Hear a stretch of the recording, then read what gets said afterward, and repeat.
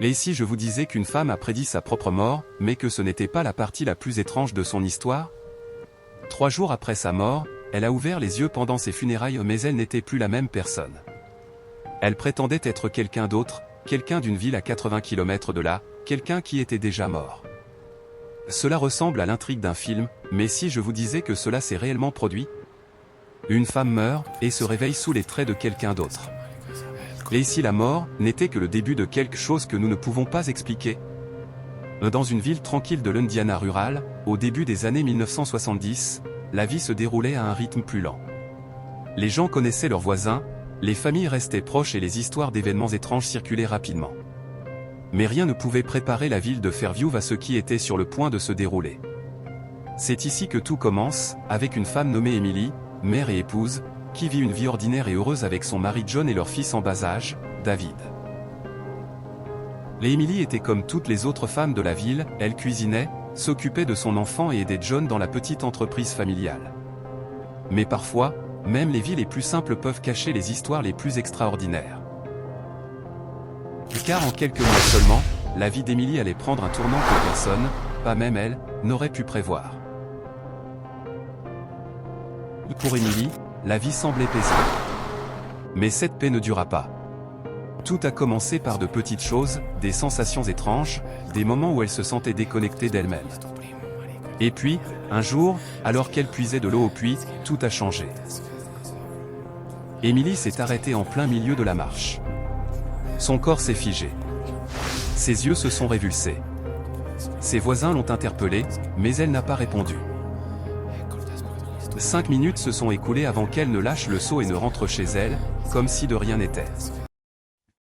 Était-ce juste du stress, ou quelque chose d'autre commençait-il à prendre le dessus?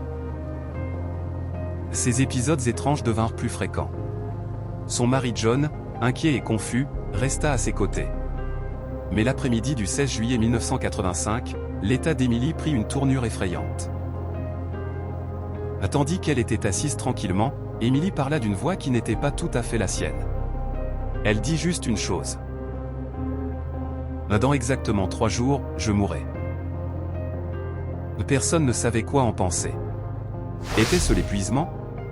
La maladie? Ou quelque chose d'autre? Que feriez-vous si votre bien-aimé disait quelque chose comme ça? L'ignoreriez-vous, ou ressentiriez-vous le poids de ces mots?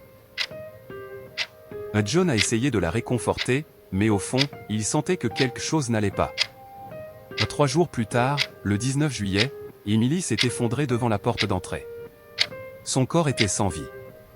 Le soir, elle n'était plus là. Le lendemain, la famille a commencé à la préparer pour l'enterrement. Imaginez ceci, vous êtes à un enterrement, en deuil d'un être cher, et soudain, la personne dans le cercueil ouvre les yeux. C'est exactement ce qui s'est passé aux funérailles d'Emily Thompson. Mais la femme qui s'est réveillée n'était plus Emily. Alors qu'elle se redressait, Emily regarda autour d'elle, confuse. Elle ne reconnut pas son mari. Elle ne reconnut pas sa maison. Au lieu de cela, elle s'est présentée comme Margaret Wilson ou une institutrice de Chicago. Comment est-ce possible? Comment une femme de l'Indiana, qui n'avait jamais quitté sa ville, pouvait-elle prétendre être une personne d'une autre ville, une personne décédée 1 an plus tôt? Margaret Wilson était morte dans un accident, 1 an plus tôt. La nouvelle s'est rapidement répandue. Certains ont murmuré qu'Emily était possédée. D'autres pensaient qu'elle avait perdu la tête. Mais John n'était pas convaincu. Il avait besoin de réponses. Quelques semaines plus tard, une équipe de la division des études perceptuelles de l'Université de Virginie est arrivée à Fairview. Il ne s'agissait pas de n'importe quelle équipe, il s'agissait d'experts en réincarnation et en souvenirs de vies antérieures. Ils ont longuement interrogé Emily ou Margaret. Ce qu'ils ont découvert les a laissés stupéfaits. Margaret a décrit sa maison à Chicago avec des détails saisissants, les noms des rues, la couleur de sa porte d'entrée et même les habitudes de ses voisins. Elle a parlé de son défunt mari, Richard, et de leurs 2 enfants, Michael et Lily. Elle savait des choses que personne en dehors de la famille Wilson n'aurait pu savoir. Comment Emily, une femme qui n'était jamais allée à Chicago, pouvait-elle se souvenir de tels détails? 3 mois après le retour d'Emily, quelque chose de remarquable s'est produit. Robert Wilson, le père de Margaret, est arrivé à Fairview. Dès qu'il a franchi la porte, Émilie a couru vers lui, les larmes coulant sur son visage. « Papa » cria-t-elle en le serrant dans ses bras. Robert a confirmé que chaque détail dont Émilie se souvenait était exact. De l'écriture aux recettes de famille que Margaret avait connues, c'était comme si sa fille était revenue. Mais c'est là que résidait le mystère, Margaret Wilson était morte dans un accident de voiture à Chicago. Elle avait été enterrée. Et pourtant, elle était là. Vivre comme Emily Thompson.